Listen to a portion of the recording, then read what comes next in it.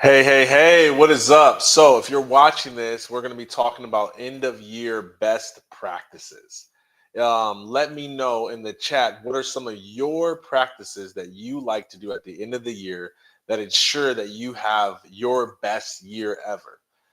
For me, man, there's tons of stuff that I've tried over the last 10 years of, I keep saying 10, 12 years.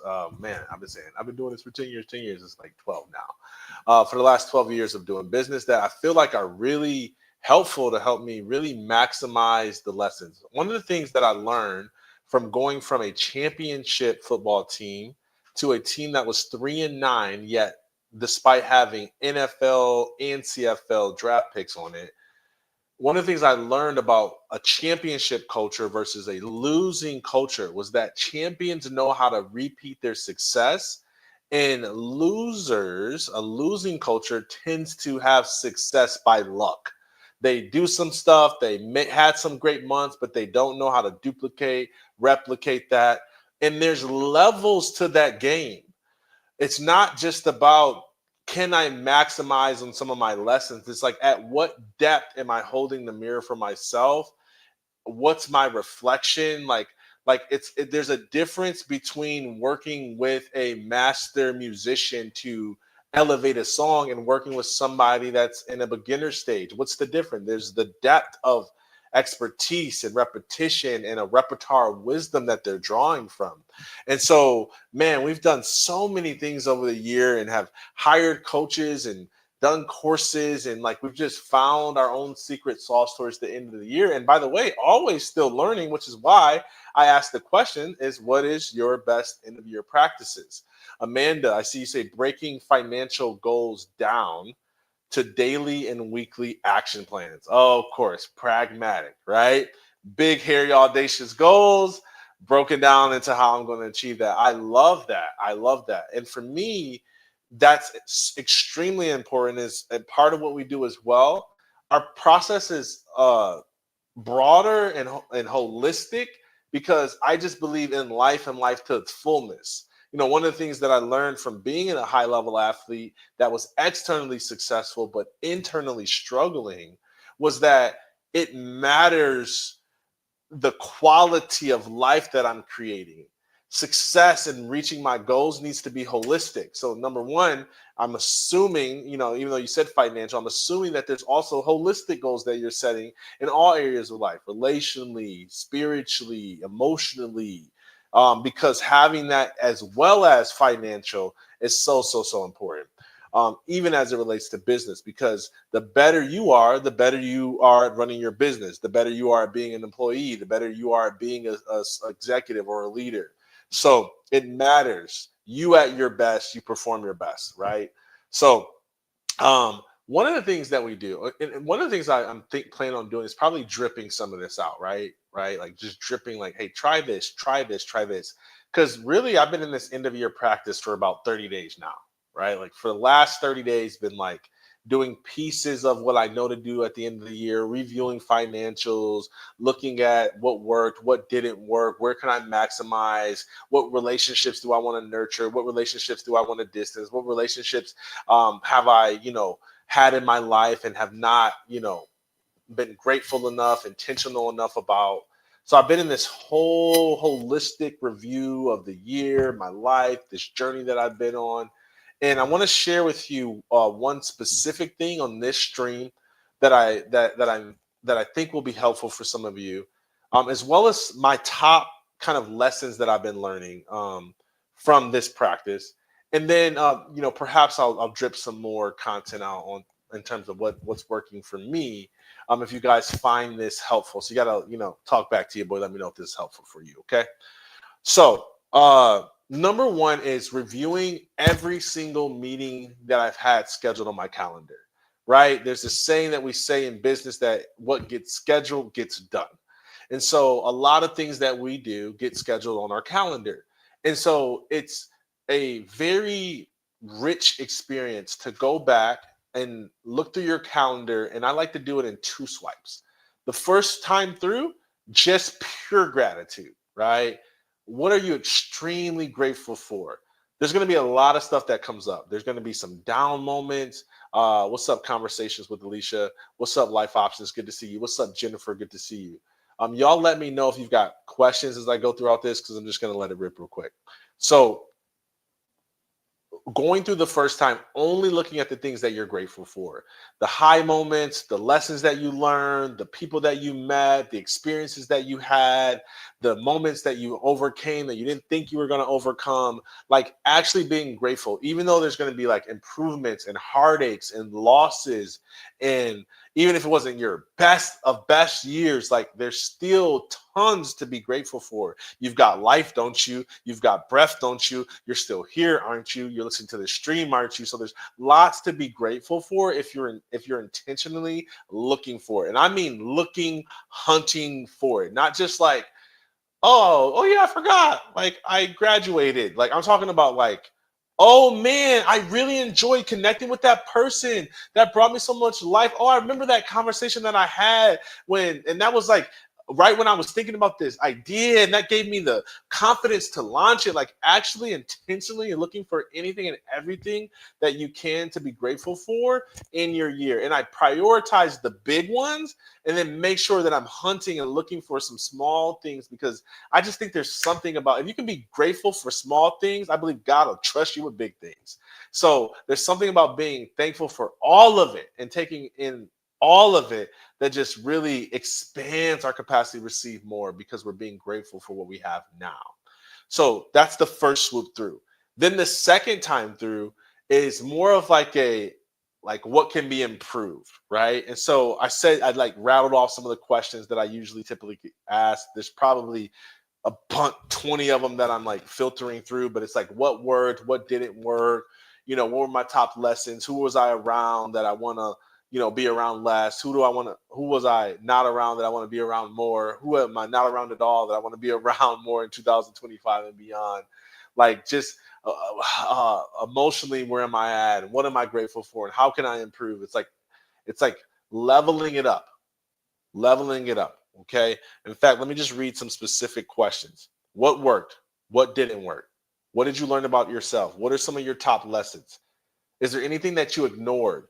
What did you take action on that you're the most proud of? I'm literally reading these straight from my Evernote, right? What are some top relationships to nurture? What are some top relationships to distance?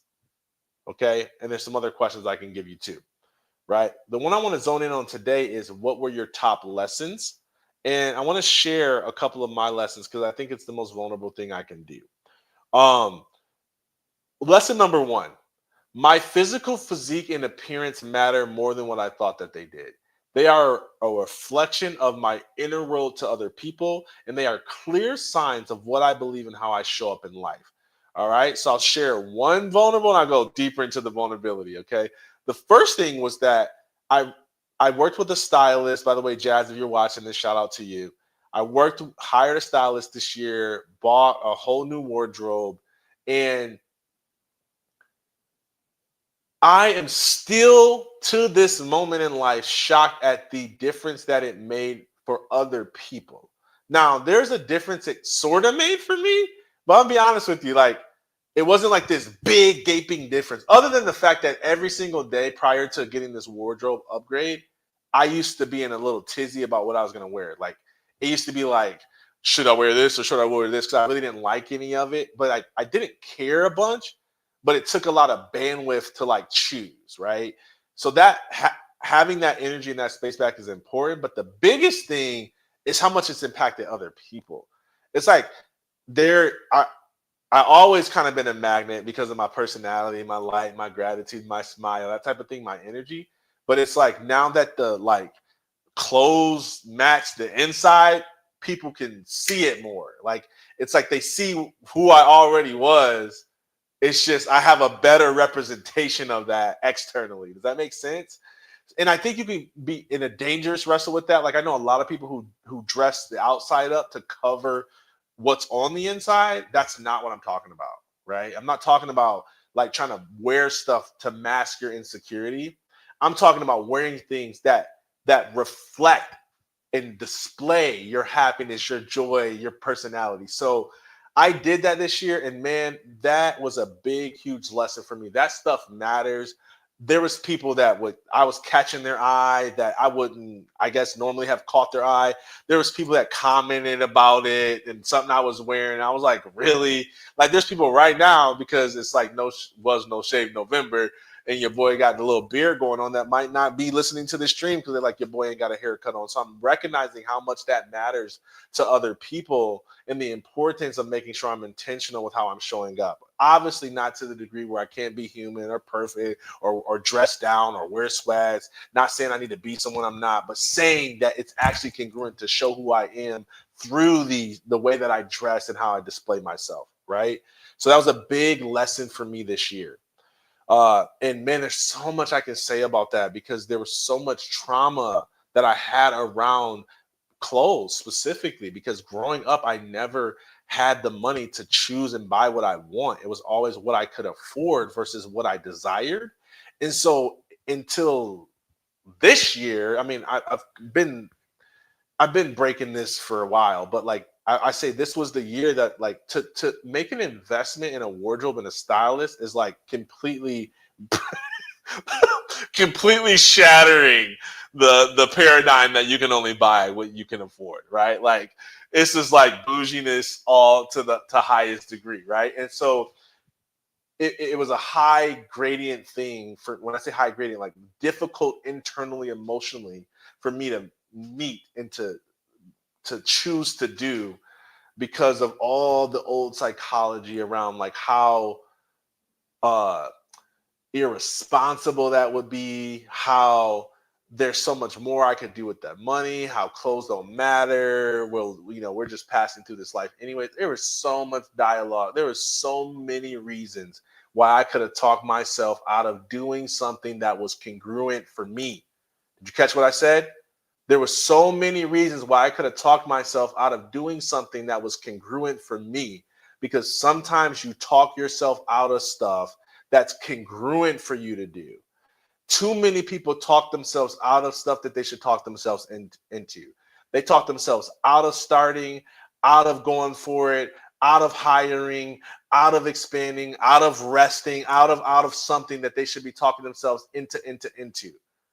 So what would happen if you started to observe the things you talk yourself out of? Like, what if that's a reflection for 2024? How many things did I talk myself out of this year that maybe I could have talked myself into?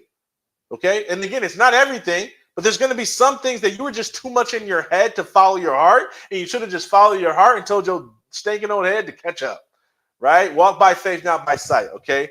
And so that was a lesson for me. My physical physique and appearance matter more than I thought. Number two, my life works far better when I just go for it and figure it out along the way than when I second guess and finna and coulda and woulda and shoulda and coulda and about to and fin to and maybe, can I, will I, should I, do I, yeah.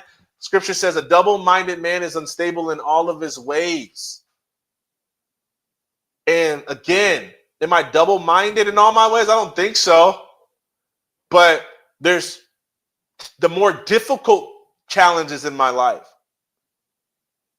Making decisions that stretch my belief in myself, that stretch what I think is possible for me to do. Like my life works far better if I just go, you know what, Daryl, I know you're scared. I know you're afraid. I know you're discerning. But what happened if you took 50% of the things that you were discerning? I'm talking to Daryl. If you took 50% of the things that you were discerning and you decided that you were just going to do them instead of discern about if you should do them. Because sometimes I think we use the word discernment to mask our fears or insecurities, right? Like I'm praying about it really means like I'm avoiding taking a step of faith that I know that I should take. Woo! Somebody show me some love. Drop some emojis in the chat. If don't they got that little tip thing where you can tip people coins? Figure out how to do that. Okay, right now, just for the bar I just gave you. Because it's so true. I see so many people doing it. Literally, just blind to it, but doing it. Saying they're praying about it, but really they're hiding. Like I love to tell the story. One time I had this intern, and it was very clear that she wanted to try leading this particular ministry, and she would come to me, she asked me about it, and this was like probably a multiple month, definitely a multiple week process. And it kept being like, we prayed about it, gave her some thoughts, gave her my opinion, told her to ask some people who've done it before, like she was in that, right? And finally it just got to the point. I said, hey, can I ask you a question? Are you really praying about it? Or are you running? Are you afraid? She was like, dang. Like, that's what I'm talking about. Too many people use prayer as an excuse to avoid. Man, we could pray about far more important things if we just took steps of faith in the areas where we're supposed to, or not supposed to. I hate that language. Where we're being beckoned to. Beckoned to. You know that inner whisper that's like, you should do this. What if in 2025 you doubled the amount of action you took on things you used to question and pray about? And I'm not telling you not to pray. I believe in prayer. I pray every day. I'm just telling you, don't use prayer as an excuse to the action that you're avoiding taking. So I learned that my life works far better when I just go for it than when I figure it out. So lesson number one, my physical physique and appearance, and I didn't even get to the physique. See, that's how our subconscious mind gets in our way, because there's an insecurity around it, right? Because I used to be this high level elite athlete, and now I'm like washed up, right? And there's a level that I know, if I took my psychology of success that I used to be a successful speaker and coach and author, if I took that mentality and just put it on my physical body, I know I'd look totally different. I'd be in totally different shape. And I committed to that. I really have. But there's been a resistance to it, because I'm like, it doesn't matter how you look. Oh man. There are people just, every time I work out, people, all they want to talk about is, do you play basketball? Do you play football? Well, y'all stop asking tall people that. It's like, just because I'm tall don't mean I got to hoop. Okay. Now I do hoop. So if you want to hoop, check up. But just because I'm tall don't mean I hoop, right? It's like, why can't it be like all tall people are scientists or something? Like, why don't you ask me, do I like science? Like, anyways, that's a rant. So there was this resistance to talking about that, because it's so obvious that my mindset isn't being applied to that area. Okay. And I decided that I was going to change that. I decided already. I told you I've been in this process for the last 4 weeks. So I already started to clean up the diet, already started to be more consistent in the level that I'm hitting in my workouts. Like, I'm already going to do it, because I'm like setting my mind to do it. And I'm not BSing myself about where I'm at. Like, I could easily say, oh, I know what to do. I was a former athlete. It's easy. I just, whatever, don't have the time. I could easily say some dumb stuff like that.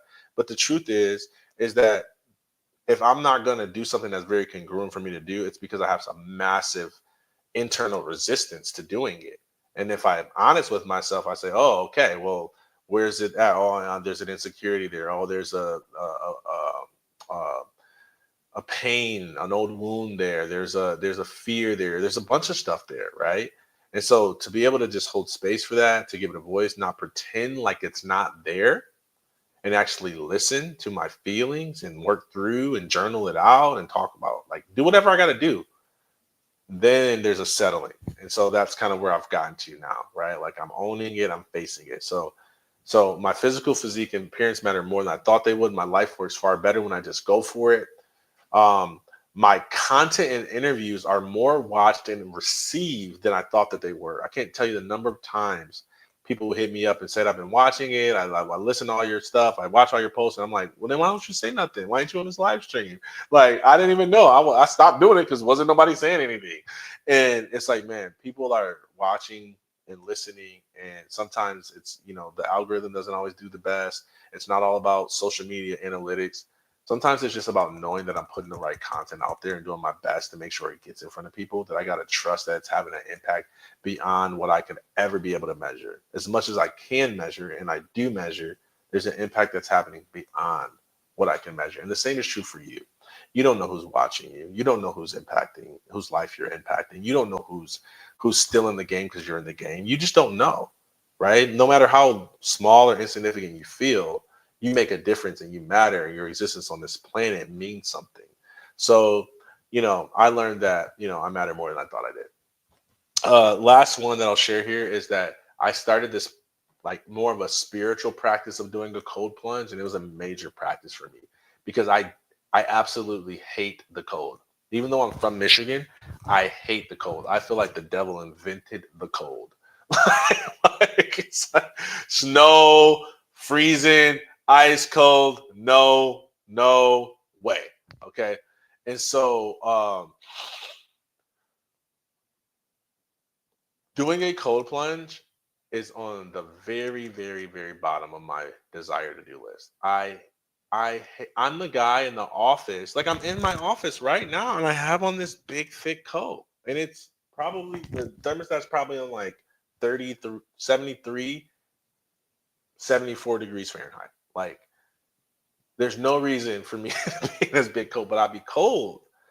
And please, health coaches, if you want to blast me and spam me with something that's wrong with my body that's making me so cold, let me know. It's fine. I understand. Like I feel like every time there's so many things that we can do genetically now. Every time I say I'm having some issue, people are like, "Have you tried this, this, this, this?" So I love it. Okay, send it for sure. But in the meantime, I'm a cold person. I hate the cold. I prefer the warm.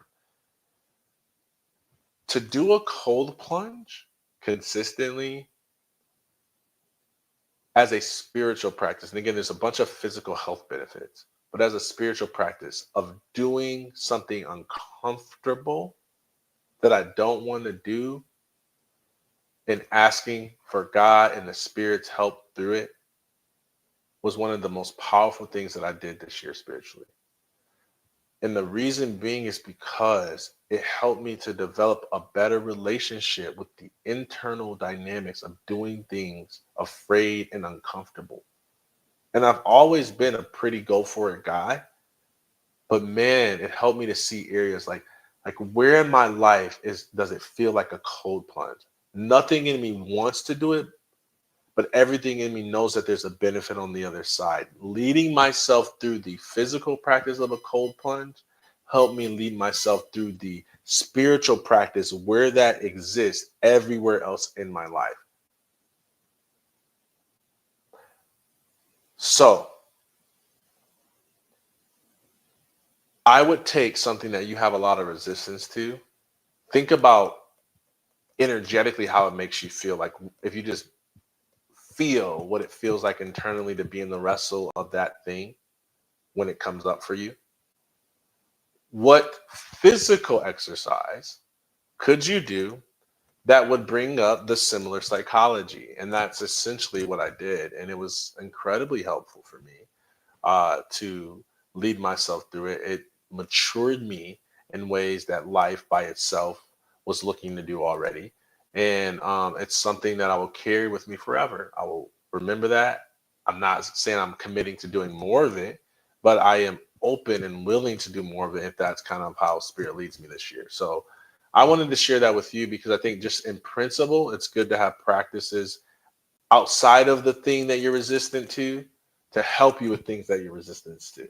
I hope you caught that. Like it's the same emotional wrestle, spiritual wrestle, but it's not the same physical thing that I'm wrestling with, right? Like the sales call that feels challenging to step into, that's the cold plunge versus a cold plunge, right? Sales call, there's a real risk of a loss of relationship. Cold plunge, there's a perceived risk of like I'm gonna freeze to death or something.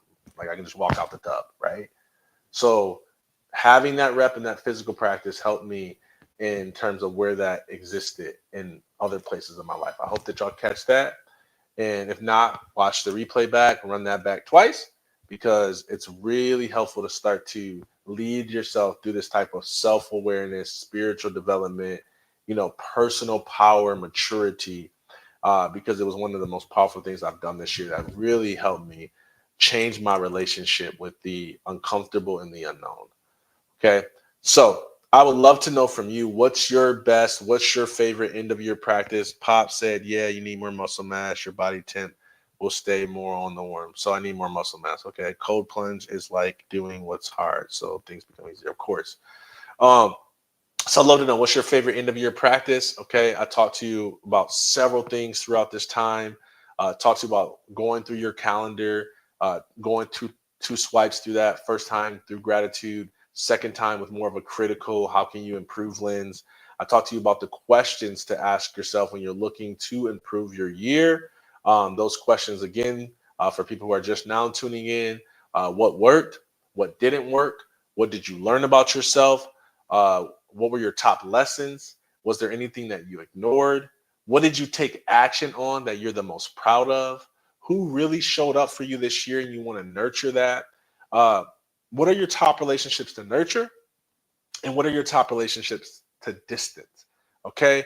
So that's just some of the stuff, y'all. Again, I've been doing this for the last 30 days. I want to hear from you what works. If this was helpful for you, I want to know what pieces, what parts, what questions might you have. Let me know. If you're watching the replay, obviously hashtag replay. I'll make sure that I respond to the comments that I see. And man, I hope y'all are just like enjoying this time of year. It's a really exciting time of the year, right? Do not wait for January 1st to start living life full out. January 1 can always be today. All right. Love you. Peace.